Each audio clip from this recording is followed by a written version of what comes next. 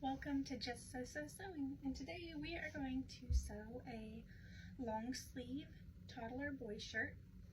I honestly believe this is probably Dallin from SCC, but I cut it out a couple days ago to match some pants and that are some joggers that my boys wanted. So let's get started. First you're going to need 2 sleeves. So I got 1, 2. If you're surprised if sometimes I get to this point and realize I have not got all the pieces, don't be, because it happens.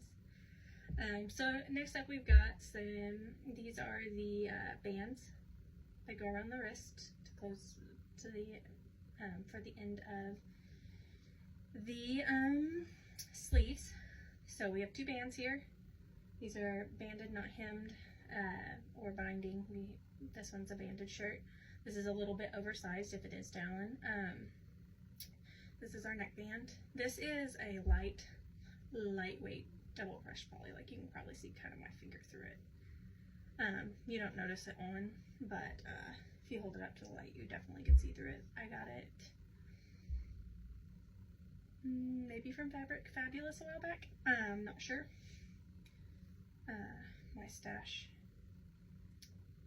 has grown out of control, so we're gonna try sew through it. So hopefully I can sew some things with you guys. And this is our back. You can see the higher neckline, and this one will be the front, so it's got a lower neckline. And these sleeves are kind of a relaxed. I'm actually wearing an adult Dallin. So if this is a kid's Dallin, see, this is a, let me see back a little. This is like what I would consider a relaxed set-in sleeve. So it's here, a set-in would be up here, and a Dollarman really would be more down here. So I would call this like a relaxed set-in sleeve. It's actually kind of my favorite. I have quite large shoulders, so set-in sleeves sometimes end up tight on my top. So this is my favorite style. I have made myself too many of them. Okay, we are going to start out, angle you down here for a second. We are going to start out with our shoulder seams. So you're going to place your seams right side together,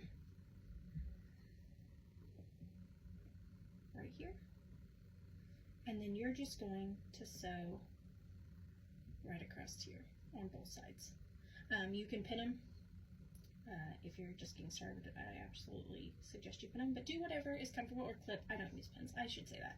I only use pins if pins are required, like it's a pocket in the middle of a shirt. And even then, sometimes I use Elmer's glue over pins, because me and pins hate each other. Anyways, let me get these sewn together.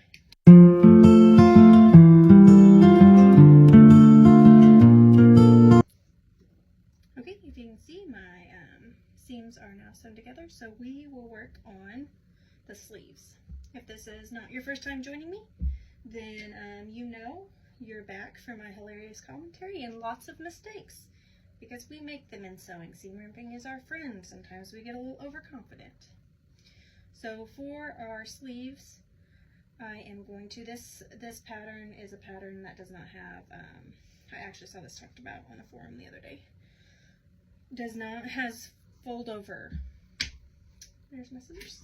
Need about 400 pairs. 400 pairs of scissors for these. But there are some knits that have fold over sleeves where the front and back arms.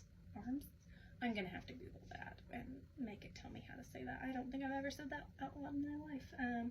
So now I have no idea how to say it. But anyways, where your little arm attaches. I also had to look up how to spell it the other day. So most patterns will have a different front to back, because obviously the front of your arm and the back of your arm are different sizes.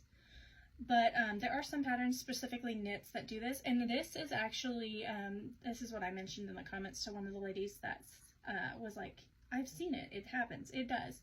And that's especially on this, where this is a relaxed, where it hits on my shoulder is down. And so yes, the front and the back will be the same of your arm where if it hits. down past your armpit. So yeah, this sleeve is a same in the front and the back, so you don't have to worry about labeling it. You just cut it, find the midpoint, and sew it on either side. Doesn't matter. So I'm going to go ahead and pin this together and get it both sides sewn on.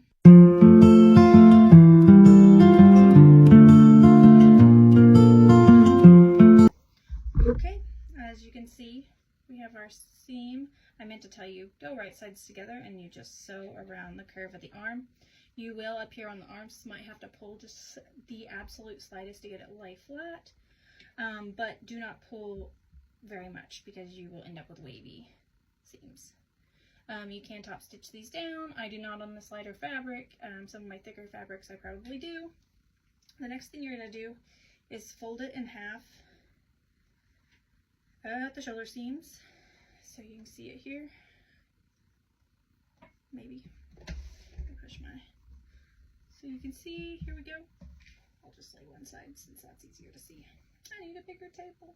Tell my husband that this is a desk we bought years ago for just a computer desk.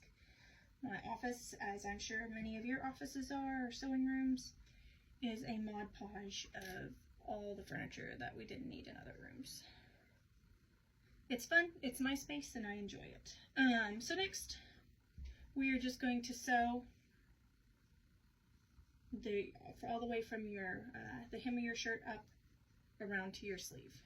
You'll pull it a little tight here to go get it through the serger. The only parts I like to pin is right here. Make sure, once again, nest your seams. One seam goes one way, one goes the other, and that helps keep it together. Does it always work that way? No, sometimes I pull one fabric or my differential speeds up or magic happens, I don't know, and my seams are off. And some people will actually take the time to baste them together with a sewing machine. Clearly you can see how many clips I put on my seams, so you know my patience is like 1,000. It's not. So anyways, now that we are getting ready to do this, I will sew the two side seams up and be back.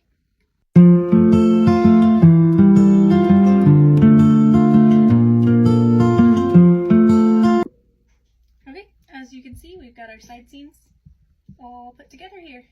So we're going to go ahead and flip our shirt out because all of the other steps I do now are with the shirt right side out. Some people do put cuffs or bands on with it inside out. I do not do that. So let's start with our cuffs. So our cuffs, you're just going to go fold them in half and just sew right along this seam right here. So I'm going to do that real quick. Okay, here they are sewn together. So next I take it and I just like to go along the seam, just it's easier to flip out. I just match them up and flip. And then when I have them, I'll do both of them right now usually, and so I will take the seam, flatten it out till I can find the halfway point over here, and I notch. You can use markers, whatever you want to mark this halfway point there so that you can match them up on your sleeve when you're adding the cuff. And then I'm just going to do the other side real quick.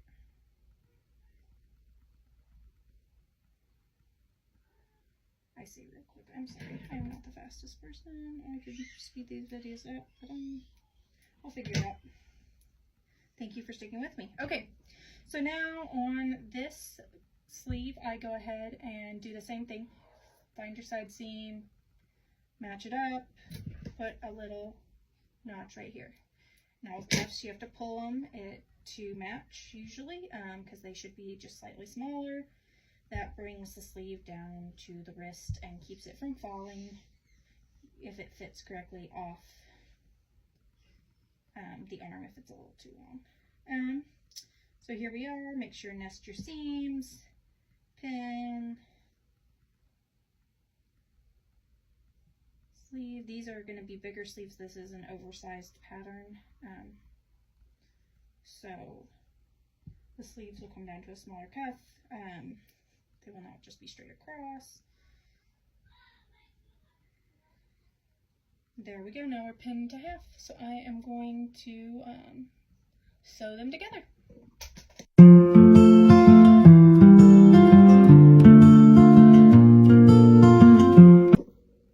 Okay, we are done sewing our sleeve on. Looks beautiful.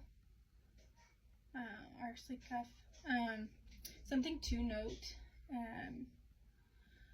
I'll turn it inside out. If you are using directional fabric, which means it goes one way, like maybe there's characters or something that are facing a certain way, or hearts or anything, if they are going the correct direction when they're like this, so if they're facing the correct direction this way, they will be when you turn them down. But if they are facing the wrong direction this way, they will be the wrong direction when you fold it down. You know how many times I have done that, sewed them on wrong. We won't talk about it, it's sad. I've done a lot of seam ripping. Okay, so now we're going to do the neck. So this is quarter points on the neck. We start by taking the shoulder seams and putting them together and finding the middle of the front and the back. Now, when I was first sewing, this is where I stopped, and it caused me lots of trouble. I have another video on bands and that stuff that talks about this too. But actually, you now need to meet up your front too, because the front and the back are different sizes. Usually, this is isn't a huge difference, so it's usually just like 1/4 of an inch off. But when you are doing, so you can see, here's the shoulder seam, there's your quarter point. But other style shirts, it's a lot more. But even with the little bit off, I have found that it does not fit quite as well if you don't use the actual quarter points. So if you're just having a little trouble with your shoulder seams, that could be it. I struggled with that for years. Now with the band, once again, we are just going to fold it in half long ways and sew along your seam. Okay, we'll get that done.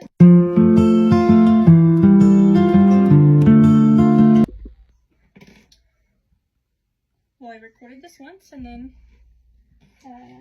managed not to hit the record button. So we have sewn our neckband together. You just fold it in half like you did the cuff. Find your quarter points here. Start with your seam, notch, then you match. Goodness, this should be a game of what words can I mess up today. So then you do one side and the other. Now, when you're adding your band, obviously find your back. Here's your back. Now this is all preference. Other than the front, it really does not matter where your seam goes. I put mine in the back center. I do tag mine now, my kids' clothes. I'm terrible about it though. So I usually put mine in the middle back because my husband will ask, where does this go? Where's the back if I forget to tag it? And I can be like, the seam. So just match up your quarter points and then sew it together. Okay, I'll get that done.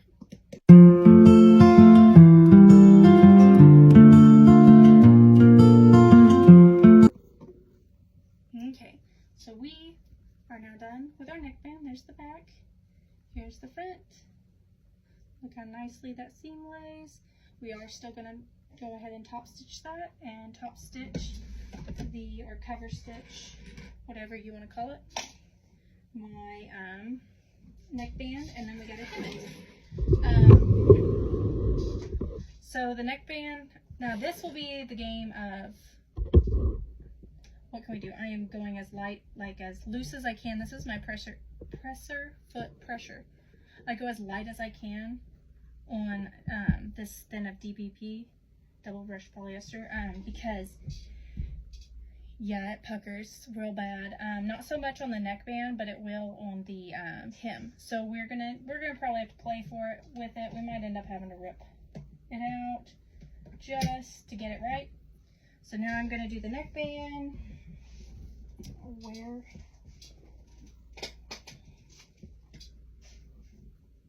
So I'll be right back.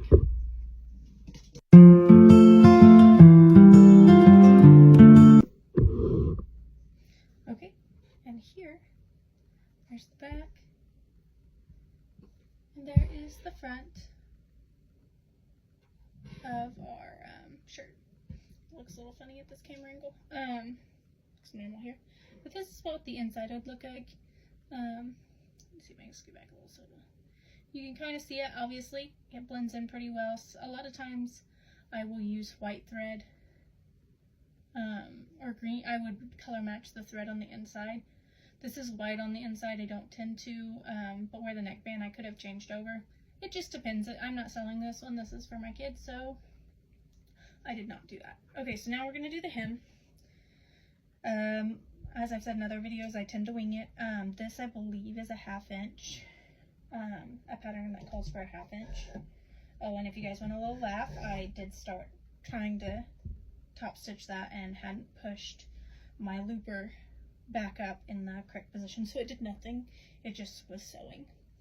So there's my crazy mistake for the day. But anyways, I think this pattern calls for a 1/2 inch seam allowance. I kind of wing it. I kind of, at this point, know the feel of where it sits in my machine, and I can feel on the back of my finger where I want it to land. So now will be the game of, do I have enough pressure off this to not pucker it?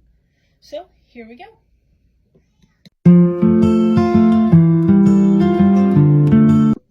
First attempt. No, I do have the pressure down, but I am going to have to pull it out, pull the tensions down some too. Sometimes just lifting the foot pressure can fix it without lowering too many of the tensions. This time, this stuff is super thin, so not going to work there. So I'm going to adjust down my settings. That one I don't even have one. I think I'm actually going to put the back at A1. And then I'm going to seam rip this and try again.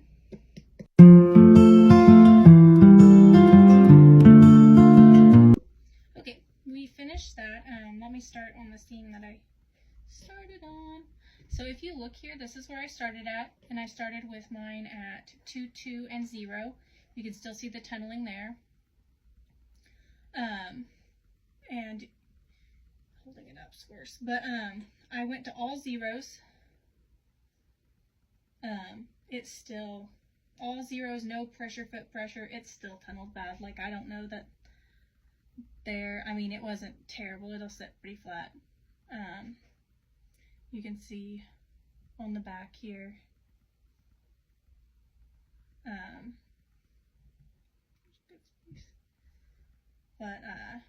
Yeah, it tunnels extremely bad. You won't notice it wearing it. It looks probably a little worse in the picture, in the video, than it actually is in my view of it. But that's the frustration of very, very, very thin DBP, or double brushed polyester. It does not take hemming well. I've tried Eversetting. I have it on the longest stitch, and this is the closest I've gotten on this thin of double brush polyester. I don't have much of this thin of stuff, and I don't use it that often because I try to avoid it for that reason, because I'm really frustrated right now that it's still tunneling. But anyways, I hope you'd enjoyed this tutorial. I'll show you our cute finished shirt. This will match some little joggers I made my son. I'm getting ready to make my son another one. So I hope you enjoyed this tutorial, and I hope this is super helpful for you. And have a wonderful day.